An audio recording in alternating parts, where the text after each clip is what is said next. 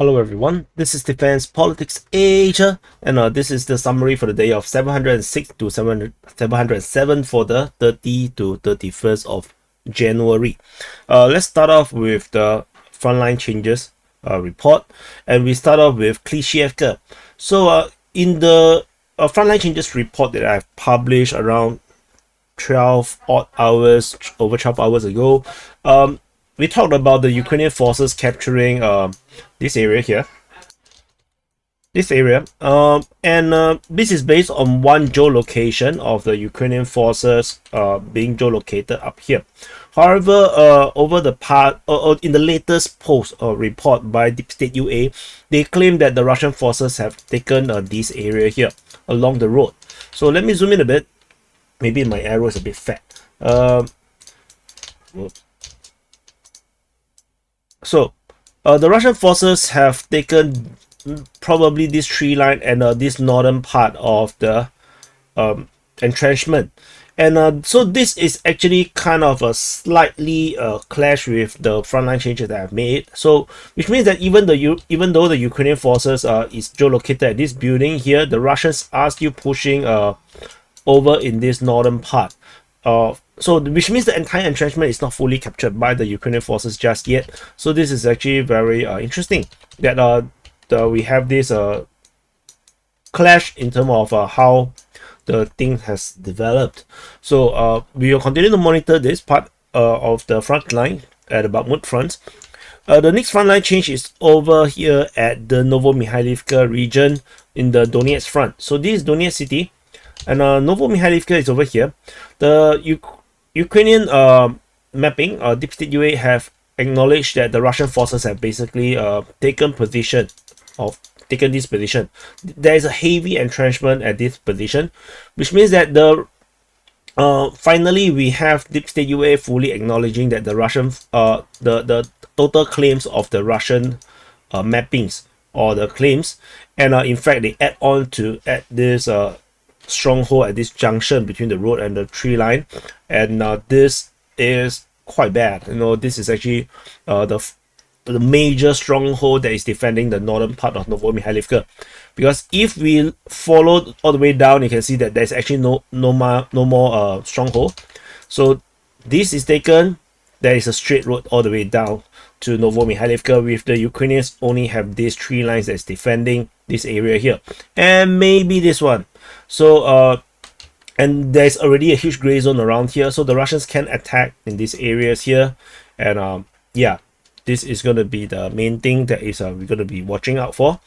And the next frontline change is southwest of this position. The Russian forces is geolocated over here. This is exactly where the Russian claims are, and this actually this due to this geolocation is the Ukrainian claims is now invalidated. At least the Russians have actually have access at least all the way to this point. But this is actually a geolocation of the front line. This is where they are fighting at. So we shall continue to monitor. I'm not sure about this one yet. This tree line, it could still be under Ukrainian control. It could be under Russian control. It's still a gray zone tentatively. There's an overlapping claims right now. And there's one more frontline change. It's over at Bohdanivka. So Bohdanivka is over at the Bakhmut Front. Mainly is the cemetery again. So the Ukrainian forces is geolocated in this forest line, which means that the Ukrainian forces have at least taken part of this cemetery, if not all of it. But we do not have the geolocation to prove that they have the entirety of the cemetery. So at least they are here. Maybe the Russians are on the other side of the tree line. We do not know. I'm quite sure that these graves are full of Ukrainian people. Because this is Ukraine, so but it's not the soldiers. I mean, this you can't really entrench yourself over here. It will be a very scary experience, to be entrenched. And imagine you dig in and then you find skeleton. That is so horrible. So that's all from the frontline changes report. So just talk a bit about weather. The Ukraine is slightly warm right now, just slightly. It's around 2 to 3 degrees above zero, which means that some of the ice may melt, but just some. I think largely it's still going to be pretty frozen. There is no snow the weather forecast seems to be all there's talking about all zeros. There's no snow right here. So yeah, so if it continues to warm, then things may get muddy. So that's something to take note of. So let's move on over to the strategic and tactical report. And before we reach there, there is a prisoner exchange between the Russia and Ukraine. This time round is a 1-to-1 exchange. Previously, it's always multiple to 1. It's always more Ukrainian troops is exchanged for 1 Russian troop, like 3:1. 3 Russian soldiers exchange for 1 Ukrainian soldier. No, sorry, 3 Ukrainian soldiers exchange for 1 Russian soldier. And this time round is a 1:1, 195 for 195. And Ryba calculated that 443 Russian fighters has been rescued, or so-called exchanged, since the January of 2024, which also highlights how many Russian troops are actually captured by the Ukrainian forces. So despite though I know that a good percentage of the viewers for DPA is pro-Russia, and it seems that Russia is winning right now. The war is real. People still get captured, and people are are struggling. When you see the front line is not moving, sometimes it's not the Russians attack and just fail. The soldiers can die and get captured, and this is just the reality of war. The same goes for on the other side. When the Russians attack, the Ukrainians got overwhelmed, they surrender. So yeah, so just to put some things into context. So over at the border region between at the Kharkiv Sumy region, there is a geolocation of Lancet operating in the Sumy region, hitting Ukrainian forces at Khotin. So this is interesting because which means that we have Lancets now operating over at the border regions, and this geolocation or this video actually proved that, and this is going to be disastrous. And it also shows one thing: there is an abundance of Lancets that is now in the Russians' inventory, because usually you would want to use the Lancets in the active front lines because they might be precious because you don't have a lot of them. But now that they are using on the very secondary front line, which is over the border region where there is no active combat in terms of the frontline combat, which shows that the Russians actually have more than enough Lancet drones to be operating over these areas here. So in the Kharkiv region, north of Kharkiv, there is a surface-to-air missile system, the Aris-T, getting hit by a missile strike, or claims to be a missile strike. And so we shall continue to monitor this situation here, the bombardment and the targeting of Ukrainian forces over in this border region continues to be very interesting. As you notice, all the geolocations is around Sumy and Kharkiv, and instead it's not over in the Chernihiv region. It's only mainly in this area here. And this is also where I mentioned in the last conclusions that the Russians may be attacking from if they choose to open a new front line. So we shall continue to monitor. Over at the Kupyansk Front, the Russian offensive over at the Kupyansk Front has paused mostly. Only with fighting at Siversk is still being reported by the Ukrainian Defense Ministry. Ukrainians are counter-attacking over at the Liman Lake and at Siversk. They are also trying to attack Avdiivka, trying to take back this lost town. Alright, other than that, there was just this geolocation of Russian forces over on the highway, which confirms that the Russians are indeed over at this area here. So the front line is actually now verified. So that's the important part. So we move on away from the Kupyansk Front. Over at the Svetlove Front, we have nothing. Over at the Kreminna Front. So this is Kreminna city. At the Kreminna Front, active combat continues. These Russians are concentrating now over at Terny, Yampolivka, and Torsky. Ukrainians are counter-attacking over the same areas here. And on top of that, they are attacking Dibrova and attack south of Kuzmine. So this is the and also Russians are also attacking Vykorivka. So this is a strategic situation right now over at the at this Kreminna Front. There is an interesting report though. Or an unusual report, which is actually the Russian Defense Ministry talked about. They dropped this name called Zerzinskoye. Zerzinskoye is actually Merne. So this is actually a bit interesting that they mentioned Merne while they haven't captured Yampolivka. So there could be a possibility that as the Russians are pushing towards Novomykhailivka, they are also hitting positions in the rear, or they might have certain troops that is already in range, close to Merne. I'm not sure. That it prompts them to report that they are attacking Ukrainian troops over at Merne. So this is the interesting thing over at this Kreminna Front. We move south over at the Siversk Front. So this is Siversk city. Siversk is still getting bombarded. There is geolocations to prove that. This is actually by Lancet. Lancet are operating over at Siversk.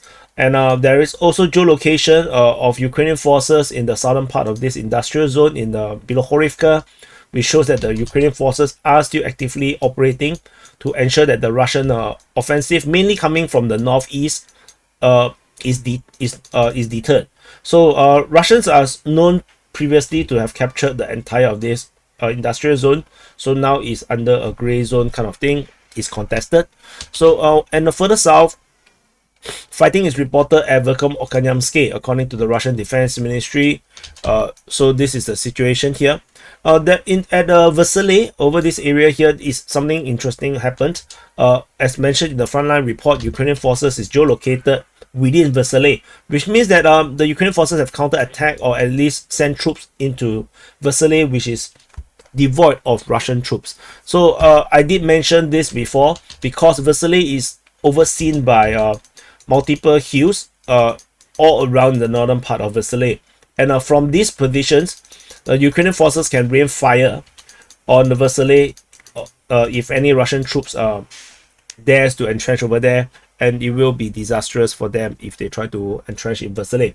Which means Vesele largely, as per the Ukrainian claims, is true, that it is actually more or less more like gray zone than actually a Russian controlled territory.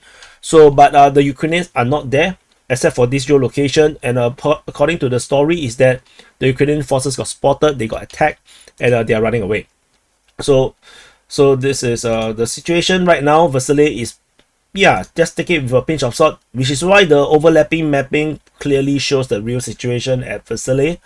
And so we move into the Bakhmut Front. This is Bakhmut city, and this is Bakhmut Front. At the Bakhmut Front, there is geolocation of some shelling. This is a Lancet attack south of Nikiforivka, and other than that, that's not very important. Just to show that the Lancets are now very commonplace. In the northern flank of this Bakhmut Front, Russian forces continue their offensive over at Bohdanivka and in the Kromove region. Ukrainian forces are geolocated all around the close positions near the cemetery. As I mentioned, there's a high chance that it is captured by the Ukrainian forces. Another geolocation that was interesting is that the Russians are geolocated in this area to be conducting an assault on a Ukrainian position. I'm not sure when is this recorded. It could be delayed and edited later. It could be also more for sure. I'm not sure. So it's a bit weird. So if this is more recent, then the Ukrainian positions is actually a lot more advanced, which means that the Russians are unable to entrench themselves in this open ground, which is why they have to abandon it, and the Ukrainian forces can easily retake these positions and take the certain entrenchments around this area here. So we shall continue to monitor and see how this progress. And other FPV drone strikes over at Klishchiivka. At this position, I think this is a Lancet strike. So as I mentioned, Lancet is now common. It's basically like FPV drone right now. There's a big one, and they can take out vehicles. So moving into the southern flank. Okay, before that, talk about Ivanivsky. Russian forces is still attacking Ivanivsky, and Russian forces is geolocated just off Bakhmut city. Over in the southern flank, the Russian forces are continuing their offensive in this southern flank. We're fighting reported in the north over at Klishchiivka, at Avdiivka and Kupyansk. So this is the strategic situation in this area here. Geolocations are generally, as already mentioned, and Ukrainian forces geolocated west of Klishchiivka. Bilohorivka, north of Bilohorivka, there is a geolocation. Again, it's Lancet. So you can see the Lancers are literally hunting the Ukrainian forces actively across all the front line. Moving further from the Bakhmut Front, over at the New-York Front, this is New-York Front. The Russian forces are attacking Pivdene, with Ukrainian forces attacking near New York. So this is the battle, I would say skirmish in the region near Holivka. And so far the situation remains very stagnant. So we shall continue to monitor to see how this goes. Over at the Avdiivka Front, this is Avdiivka city. At the Avdiivka Front, Russian forces continue their offensive, but the reports of the fighting is very limited. We have only fighting reported at Kurdabalka region near the filtration station.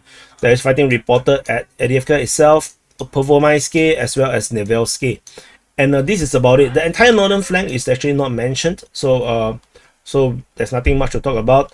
There is multiple strikes on Ukrainian forces within Avdiivka city itself. There is another FPV drone strike south of Umanske.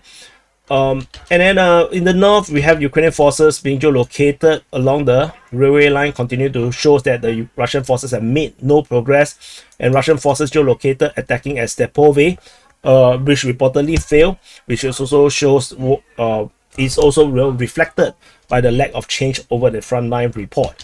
Over in the southern flank, we have some changes in terms of the frontline changes. Ukrainian forces geolocated along this street. Russian forces geolocated further west of the southern neighborhood that the Russians are currently battling for. So Ukrainian forces is actively counter-attacking the Russian forces while the Russians are trying to push and capture the rest of the neighborhood. This is currently still ongoing. We shall continue to monitor and see how this progress. So we move on away from the Avdiivka Front into the Donetsk Front. So this is the Donetsk Front. At the Donetsk Front, over at this Marinka Novomykhailivka sector, the Russian forces are attacking Krasnohorivka, Georgievka, Boyeda. In the north of Novomykhailivka, at the Novomykhailivka itself, which is probably referring to the north, and also over at the southwestern part of Novomykhailivka. Ukrainian forces are counter-attacking over at the Novomykhailivka region, and so this is the strategic situation over in this sector, the Marinka sector of the Donetsk Front. The multiple geolocation basically shows the Ukrainian forces continue to get bombarded by Russian forces. I think Boyeda is by FPV drone, Krasnohorivka is by artillery. So these are all geolocated stuff, and the Russians are pushing in this direction. As I mentioned before, the aim is the highway, and this highway will cut off supplies to Veleda and cause reinforcement to Veleda be a lot more troublesome. So over at the eastern flank of the Donetsk Front, Russian forces are attacking Veleda. Limited, don't see as an assault, it's more like the fire attack, fire mission, and also attacks resumed over at Zolota Nyva. So the last attack was reported on the 29th. There was a one-day pause, and then it will resume on the 31st. So this push continues to be something that I will be watching for. Zolota Nyva, this is actually a very interesting, because losing Zolota Nyva would alter the entire strategic balance over in this front line. Over at the Zaporizhzhia Front, so this is Zaporizhzhia city, and this is the Zaporizhzhia Front. At the Velika Novosilka sector, we have Russian forces continue their attacks in this area here. So the Russian forces are attacking Uruzhaine and the Staromayoske. They are also attacking the north of Prione. There is geolocation of Ukrainian forces getting hit by TOS-1A south of Rivnopil, and there's also geolocation of Russian forces attacking Ukrainian positions. So this fighting over this Prione region is getting a bit fierce, and it's very interesting. They are fighting this fiercely over this area here. We will continue to monitor and see what is up, and how the front line is going to change in this area here. So we move on away from Velika Novosilka sector. We have nothing over at Huyapole sector. We move into the Orikhiv sector. So at the Orikhiv sector, as usual, the Russians are attacking Robotine. as well as on the western part of Verbove. There is reports of attack against Ukrainian troops near Novomykhailivka, and there is this new report about attack near Orikhiv. So according to the Russian Defense Ministry, they mentioned that their units supported by artillery struck Ukrainian forces over at Orikhiv, or close to Orikhiv, which is very unusual because Orikhiv is still a little bit distance away. So we will continue to monitor what this is supposed to mean. And geolocation at Robotine continues to confirm the front line that the Ukrainian forces still holding the fortified positions south of Robotine. So we move on away over at this Kayamsky sector. So at the Kayamsky sector, the Russian forces are reported to have attacked Shebaki. So this is interesting because we haven't heard of Shebaki being attacked since forever. So it's been a long time. So we'll continue to monitor the Kayamsky sector. The Russian forces have been probing this area with attack at Petikaki, Zerevyanki, Kayamsky, Stepove. It is just random. So it is definitely just to make the Ukrainian forces guessing. And we move on over at the Kherson Front. At the Kherson Front, in this area here, the Ukrainian forces have reinforced Krynky. So this is the wrong icon, sorry. So reinforcement has arrived at Krynky, according to Nyva, and the Ukrainian forces is attacking outwards again from Krynky, trying to expand their beachhead. Russian forces is still being reported by the Ukrainian Defense Ministry to be attacking Krynky. However, geolocation of Ukrainian forces getting hit, their boats getting hit, continues to spell out how treacherous the situation is for the Ukrainian forces that is trying to operate in the direction of Krynky. And other than that, there is of course a frontline change that was already mentioned in the frontline report of Ukrainian forces along this coastal village south of Kherson, which is actually no surprise that the Ukrainians are in control of that position, although strategically it's not very important. And there is also a geolocation of this is very interesting.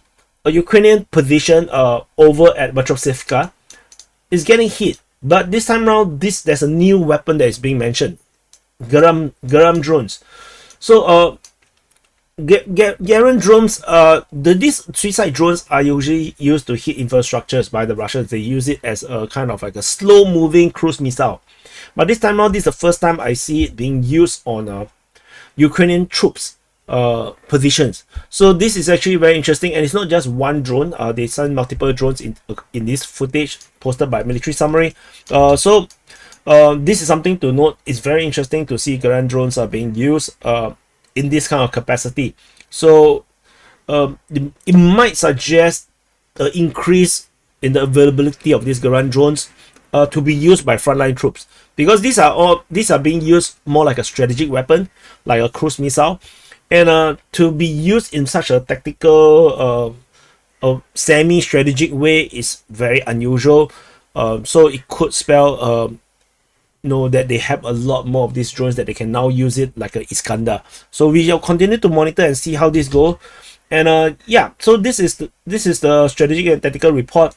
So that's it. Some conclusions.